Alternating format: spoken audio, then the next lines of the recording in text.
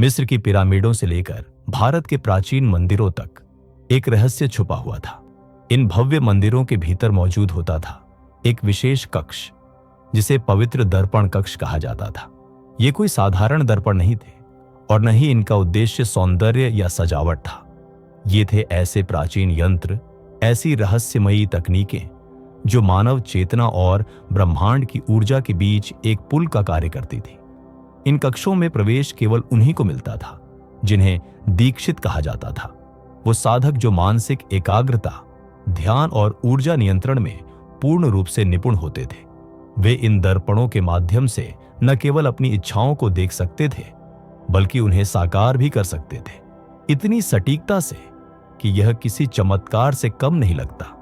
और जिन लोगों ने यह दृश्य देखा उन्होंने उन्हें साधारण इंसान नहीं बल्कि जादूगर, सिद्ध या देवता तक मान लिया। लेकिन यह कोई तिलिस्मी कथा नहीं थी। यह था विज्ञान, चेतना, तरंगों और ऊर्जा के उस स्तर का विज्ञान जिसे आधुनिक युग भूल चुका है। और अब आज आप जो जानने वाले हैं वह कोई साधारण सेल्फ हेल्प टिप या आधुनिक मैनिफेस्टेशन थ्योरी नहीं है। यह सृष्टि की मूलभूत रचना प्रणाली है, वही तंत्र जिसके अनुसार हर्मेटिक सिद्धांत के अनुसार ब्रह्मांड कार्य करता है। कोणार्क और लक्सर के मंदिरों में थोथ, मिस्र के ज्ञान के देवता, को दीक्षितों को आईना दिखाते हुए दर्शाया गया है। यह कोई साधारण प्रतीक नहीं था, यह सृजन के मूलभूत नियम का साक्षात चित्रण था। जगत हमें वही प्रतिबिंबित करता है जो हम अपने भीतर से प्रक्षेपित करते हैं। मिस्रवासी जानते थे कि इस सिद्धांत में महारत हासिल करने का मतलब था वास्तविकता पर महारत हासिल करना। यही ज्ञान भारत के उपनिषदों में भी मिलता है, जो सिखाते हैं कि ब्रह्म सार्वभौमिक चेतना प्रतिबिंब के माध्यम से सृजन करता है। संस्कृत की माया की अवधारणा, जिसे अक्सर भ्रम समझ लिया जाता है, असल में उस दिव्य दर्पण को संदर्भित करती है जो हमारे गहनतम विश्वासों को वास्तविकता का रूप देता है। आज हम इस प्राचीन विज्ञान को 5 पवित्र कुंजियों के माध्यम से समझेंगे जो आपके अस्तित्व को हमेशा के लिए बदल देंगे। मैं आपको चेतावनी देता हूं, एक बार जब आप इस सिद्धांत को वास्तव में समझ जाएंगे तो आप फिर कभी अंधाधुंध सृजन की दुनिया में नहीं लौट सकेंगे। आपकी आंखों से पर्दा हट चुका होगा। क्या आप इस खोई हुई शक्ति को पुनः प्राप्त करने के लिए तैयार हैं? चलिए शुरू करते हैं। पहला सिद्धांत, हर्मेटिक दर्पण सिद्धांत। जैसा अंदर वैसा बाहर। मिरर प्रिंसिपल की पहली और सबसे गहरी कुंजी छुपी है वो हर्मेटिक सूत्र में, जिसे आपने शायद सुना होगा। जैसा ऊपर वैसा नीचे, जैसा भीतर वैसा बाहर। ये कोई साधारण कहावत नहीं है, ये तो ब्रह्मांड का ऑपरेटिंग सिस्टम है, वही कोड जिस पर चलता है हमारा पूरा अस्तित्व। जिस तरह हमारे ऋषियों ने यत् पिंडे तत् ब्रह्मांडे, जो अणु में वही ब्रह्मांड में, का सिद्धांत दिया, ठीक वही ज्ञान मिस्र के रहस्यमय स्कूलों में पढ़ाया जाता था। सोचिए, हमारे शास्त्रों में जिसे माइक्रोकॉस्म मैक्रोकॉस्म कहा गया, वही तो है ये कॉरिस्पॉन्डेंस का नियम। जब आपके अंदर का विश्वास बदलता है तो बाहरी दुनिया उसी अनुसार ढलने लगती है, बिल्कुल वैसे ही जैसे घड़े की मिट्टी कुम्हार के हाथों में आकार लेती है। प्राचीन मिस्र के मंदिरों में ओसिरिस की कथा सिर्फ एक पौराणिक कहानी नहीं थी, वह तो एक लाइव डेमो थी कि कैसे पहले अपने अंदर के टुकड़ों, विचारों, विश्वासों को जोड़ो दो, फिर बाहरी दुनिया अपने आप संवरने लगेगी। आज के साइंस की भाषा में कहें तो आपका सबकॉन्शियस माइंड एक एंटीना है जो ब्रह्मांड से मेल खाती फ्रीक्वेंसी को आकर्षित करता है।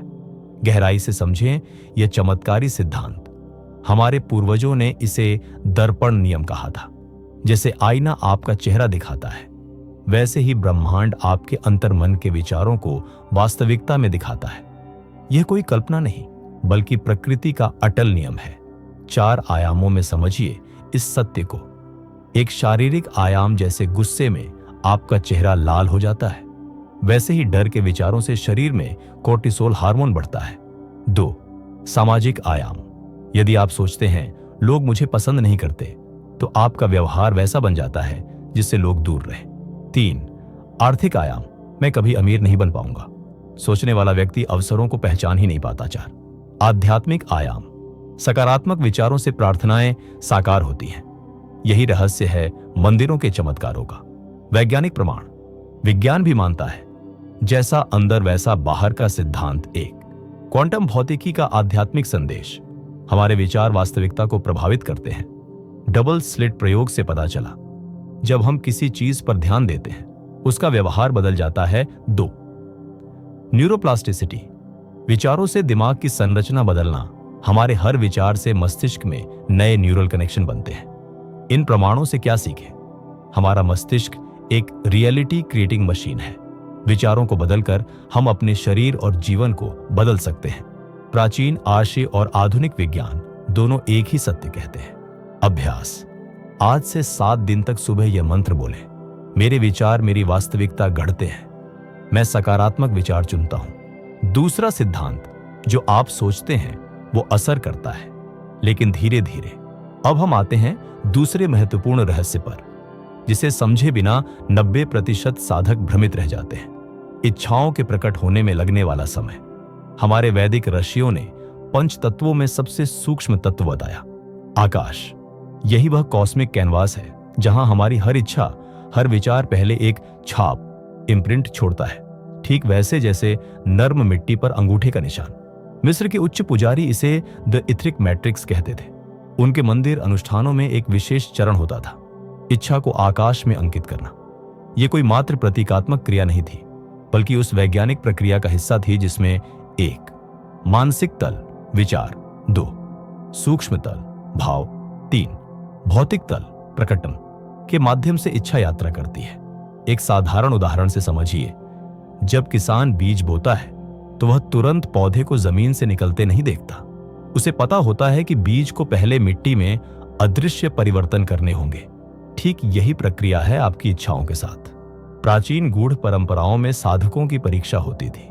उन्हें कोई इच्छा प्रकट करने को कहा जाता, फिर जानबूझकर विपरीत परिस्थितियां उत्पन्न की जाती। जो अपने आंतरिक दर्शन पर अडिग रहते, केवल वे ही उच्च दीक्षा पाते थे। हमारे यहां इसे कहते हैं संकल्प की तपस्या। जैसे ध्रुव ने घोर तप कर मृग को हिरण बना दिया, वैसे ही आपको अपने विजन को उस अदृश्य अवधि में भी थामे रखना होगा जब बैंक बैलेंस नहीं बदल रहा, परिस्थितियां नहीं बदल रही, कोई प्रमाण नहीं दिख रहा। याद रखें, प्रकटन में विलंब अस्वीकृति नहीं है, वह तो गर्भावस्था जैसी वह पवित्र अवधि है जब आपका संकल्प आकाशीय लोक से भौतिक लोक की यात्रा कर रहा होता है। तीसरा सिद्धांत, प्रतिबिंब की पवित्र ज्यामिति।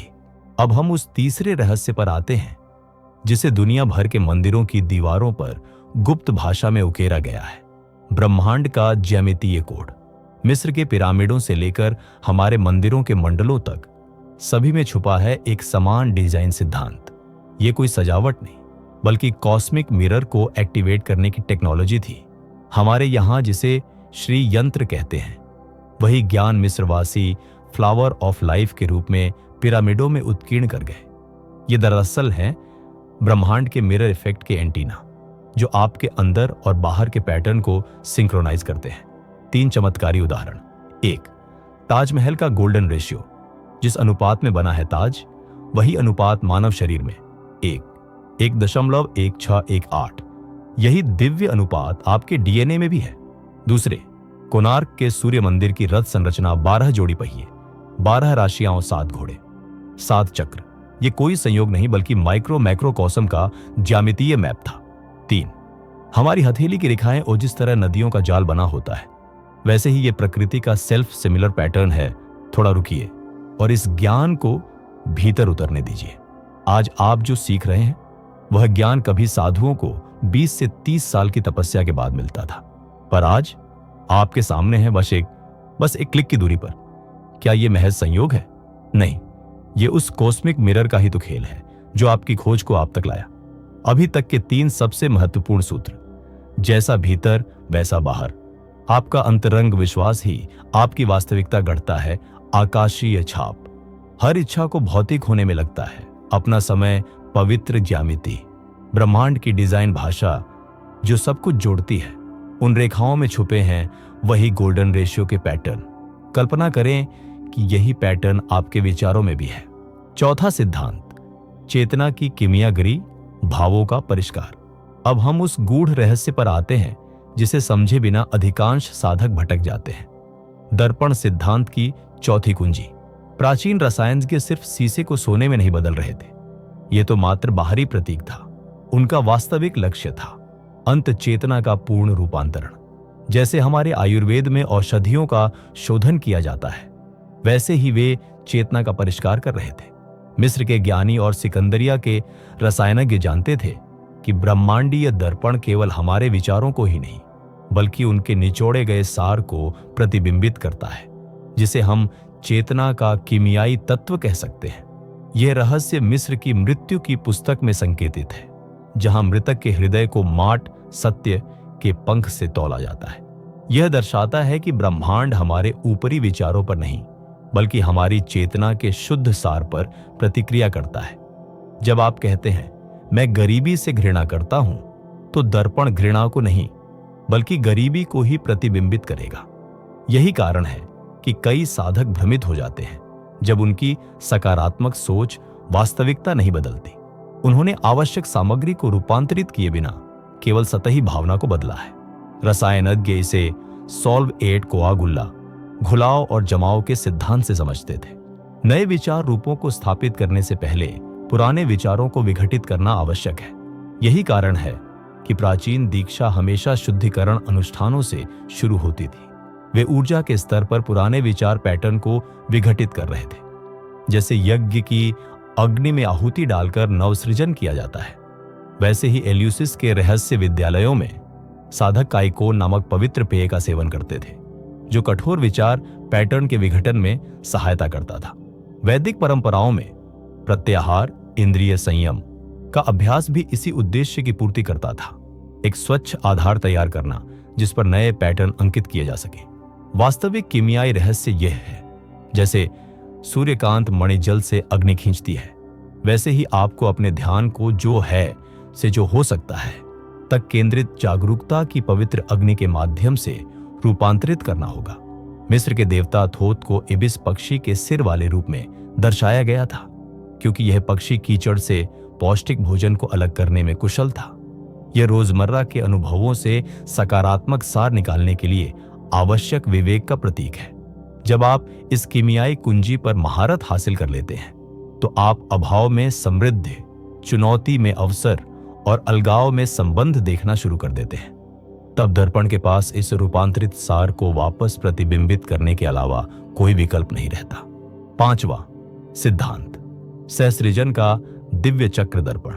सिद्धांत की पांचवी और सबसे शक्तिशाली कुंजी को प्राचीन परंपराओं में उरोबोरोस, अपनी ही पूंछ को खाने वाले सर्प के रूप में प्रतीकित किया गया था। यह अनंत चक्र सचेत सृजन के सर्वोच्च ज्ञान का प्रतिनिधित्व करता है। प्राचीन मंदिरों के ज्ञानी समझते थे कि वास्तविकता का निर्माण एक पवित्र चक्र का अनुसरण करता है, जिसे महारत हासिल करने के लिए जानबूझकर उलटना होगा। सामान्य संसार में अचेतन मनुष्य नियति के चक्र का अनुसरण करते हैं। वे अपनी वर्तमान परिस्थितियों को देखते हैं, उन अवलोकनों के आधार पर विश्वास बनाते हैं, और फिर दर्पण उन विश्वासों को वफादारी से प्रतिबिंबित करता है। अचेतन सृजन का एक अनंत चक्र बनाता है, परंतु साधकों को नियम के चक्र का ज्ञान दिया जाता था। एक विपरीत प्रक्रिया जहां व्यक्ति सचेत छवि निर्माण से शुरुआत करता है, वर्तमान प्रतिबिंबों से मुंह मोड़ लेता है, और फिर चयनात्मक रूप से केवल उन्हीं प्रतिबिंबों की पुष्टि करता है जो चुनी हुई छवि के अनुरूप हों। जैसे गीता में कहा गया है, स्थित प्रज्ञ वह है जो सुख दुख में समान भाव रखे। वैसे ही यह उलटाव कई प्राचीन परंपराओं में प्रतीकात्मक था।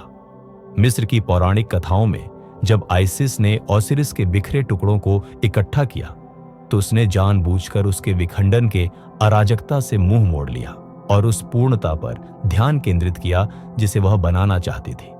यह इनकार नहीं था, यह दिव्य फोकस था। एल्यूसिनियन रहस्यों में साधकों को अवर्णनीय प्रकाश दिखाने से पहले अंधकार से गुजराया जाता था। उन्हें सिखाया जाता था कि बाहरी परिस्थितियों की परवाह किए बिना अपनी आंतरिक दृष्टि बनाए रखें। वैदिक अवधारणा तपस, आध्यात्मिक ऊष्मा या अनुशासन इसी शक्ति को संदर्भित करता है, जिससे विरोधी प्रतिबिंबों के बावजूद आप अपनी चुनी हुई छवि को धारण कर सकते हैं। हमारे शास्त्रों में जब कहा जाता है मन एव मनुष्याणाम कारणम बंध मोक्षयो, तब यही बात कही जा रही है। मन ही बंधन और मुक्ति का कारण है। प्राचीन मंदिरों को स्वयं इस उलटाव की सुविधा के लिए डिजाइन किया गया था। जब आप उनकी वास्तुकला का अध्ययन करते हैं तो आप देखेंगे कि उनमें अक्सर झूठे दरवाजे, भ्रामक मार्ग और ऑप्टिकल भ्रम शामिल थे। ये सजावटी नहीं थे, ये प्रशिक्षण उपकरण थे जो साधकों को बाहरी दिखावे के बजाय अपनी आंतरिक दृष्टि पर भरोसा करना सिखाते थे। यह सृष्टिकर्ता की महान परीक्षा है।